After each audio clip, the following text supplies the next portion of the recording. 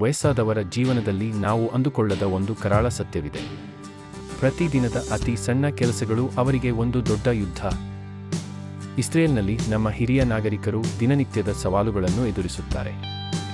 ಊಟ ಮಾಡುವುದು, ಸ್ನಾನ ಮಾಡುವುದು, ಬಟ್ಟೆ ಧರಿಸುವುದು ಮತ್ತು ವೈಯಕ್ತಿಕ ನೈರ್ಮಲ್ಯ ಕಾಪಾಡುವುದು ಇವೆಲ್ಲ ಅವರಿಗೆ ಕಷ್ಟಕರವಾದ ಕಾರ್ಯಗಳಾಗಿವೆ.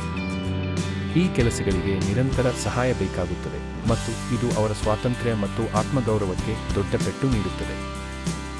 ಈ ಸಮಸ್ಯೆಯು ಅವರ ದೈಹಿಕ ನೋವಿಗೆ ಮಾತ್ರ ಸೀಮಿತವಾಗಿಲ್ಲ, ಇದಕ್ಕಿಂತಲೂ ಕಠಿಣವಾದ ಆರ್ಥಿಕ ವಾಸ್ತವತೆಯೂ ಇದೆ. ಅನೇಕ ಹಿರಿಯರು ಕಡಿಮೆ ಆದಾಯದಲ್ಲಿ ಬದುಕುತ್ತಾರೆ ಮತ್ತು ಕೆಲವೊಮ್ಮೆ ಅವರು ಕೇವಲ ಅಂಗವಿಕಲತೆ ಭತ್ಯೆಯನ್ನೇ ಅವಲಂಬಿಸಿರುತ್ತಾರೆ.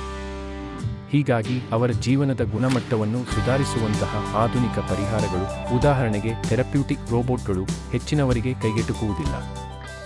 ಇದು ನಿಜಕ್ಕೂ ದುರದೃಷ್ಟಕರ, ಏಕೆಂದರೆ ಥೆರಪ್ಯೂಟಿಕ್ ರೋಬೋಟ್ಗಳು ಐಷಾರಾಮಿ ವಸ್ತುವಲ್ಲ, ಅವು ವಾಸ್ತವವನ್ನು ಬದಲಿಸುವ ಪರಿಹಾರಗಳು. ಇವು ನರ್ಸಿಂಗ್ ಉದ್ಯಮದಲ್ಲಿನ ಕೆಲಸದ ಒತ್ತಡವನ್ನು ಕಡಿಮೆ ಮಾಡಬಹುದು, ಮಾನವಶಕ್ತಿಯ ಕೊರತೆಯನ್ನು ನಿವಾರಿಸಬಹುದು. ಆದರೆ ಅತಿ ಮುಖ್ಯವಾಗಿ ಅವು ನಮ್ಮ ಹಿರಿಯರಿಗೆ ಸ್ವಾತಂತ್ರ್ಯ, ಭದ್ರತೆ ಮತ್ತು ತಮ್ಮ ದಿನಚರಿಯನ್ನು ನಿರ್ವಹಿಸುವ ಸ್ವಾತಂತ್ರ್ಯವನ್ನು ನೀಡುತ್ತವೆ. ಇದು ತಂತ್ರಜ್ಞಾನವಾಗಿದ್ದು ಜನರಿಗೆ ಮತ್ತೆ ಘನತೆಯಿಂದ ಬದುಕುವ ಸಾಮರ್ಥ್ಯವನ್ನು ನೀಡುತ್ತದೆ. ನಾವು ನಮ್ಮ ಹಿರಿಯರ ಬಗ್ಗೆ ನಮ್ಮ ಮನೋಭಾವವನ್ನು ಬದಲಾಯಿಸುವ ಸಮಯ ಬಂದಿದೆ. ಸುಧಾರಿತ ಥೆರಪ್ಯೂಟಿಕ್ ಪರಿಹಾರಗಳನ್ನು, ವಿಶೇಷವಾಗಿ ಥೆರಪ್ಯೂಟಿಕ್ ರೋಬೋಟ್ಗಳನ್ನು ಆರೋಗ್ಯ ಸೇವೆಗಳ ಬುಟ್ಟಿಗೆ ಸೇರಿಸುವುದು ಕೇವಲ ಸರಿಯಾದ ಸಾಮಾಜಿಕ ಹೆಜ್ಜೆಯಲ್ಲ.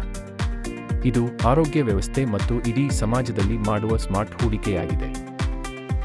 ಈ ಮೂಲಕ ಜೀವನದ ಗುಣಮಟ್ಟವನ್ನು ಉಳಿಸುವ ತಂತ್ರಜ್ಞಾನವು ಕೆಲವೇ ಜನರ ಸವಲತ್ತು ಆಗಿರದೆ ಅಗತ್ಯವಿರುವ ಪ್ರತಿಯೊಬ್ಬರಿಗೂ ಲಭ್ಯವಾಗುತ್ತದೆ ಎಂದು ನಾವು ಖಚಿತಪಡಿಸಿಕೊಳ್ಳಬಹುದು. ಯಾಕೆಂದರೆ ಸ್ವಾತಂತ್ರ್ಯ, ಘನತೆ ಮತ್ತು ಗುಣಮಟ್ಟದ ಜೀವನವು ಸವಲತ್ತುಗಳಲ್ಲ, ಅವು ಮೂಲಭೂತ ಹಕ್ಕುಗಳು. ನೀತಿ ನಿರೂಪಕರು ಮತ್ತು ಕುಟುಂಬಗಳಿಗೆ ಇದೊಂದು ಮನವಿ. ಈ ತಂತ್ರಜ್ಞಾನವನ್ನು ಎಲ್ಲರಿಗೂ ತಲುಪಿಸುವ ಮೂಲಕ ನಾವು ಉತ್ತಮ, ಹೆಚ್ಚು ಸಹಾನುಭೂತಿಯ ಸಮಾಜವನ್ನು ನಿರ್ಮಿಸಬಹುದು.